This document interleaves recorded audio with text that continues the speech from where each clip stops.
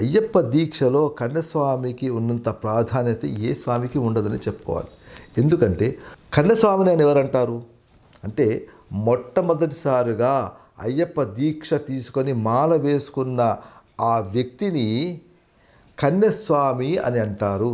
అయ్యప్ప నిదర్శనం ఎలా ఉందంటే, పురాణ ప్రవచనం ఎలా ఉందంటే, ఏ రోజైతే మొట్టమొదటిసారిగా మాల వేసుకుని కన్యస్వామిగా పరిగణించబడిన ఆ వ్యక్తి అయ్యప్ప కొండకు రాడో ఆ రోజున ఆ స్వామి వరమిచ్చాడు మన జనాలకి, అంటే భక్తులకు వరమిచ్చాడు. ఏమని ఇచ్చాడు అంటే, ఏ రోజునైతే కన్యస్వామి నన్ను దర్శించుకోవడానికి రాడో ఆ రోజున నేను వివాహం చేసుకుంటాను అని ఒక వరం ఇచ్చాడు భక్తులకి. అంటే భక్తులకంటే ఎవరు ఇక్కడ పందల రాజులకు ఇచ్చాడు అనమాట. ఆ అనుసారం, ఆ ఆదేశానుసారం ప్రతి సంవత్సరం మనం చూస్తూనే ఉన్నాం.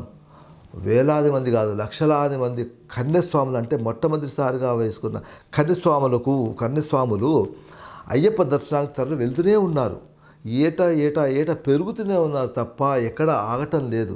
అందుకనే అయ్యప్ప స్వామికిలో ఉన్న కన్యస్వామికి అంత ప్రాధాన్యత ఇచ్చారు మన అయ్యప్ప స్వామి దీక్షలలో.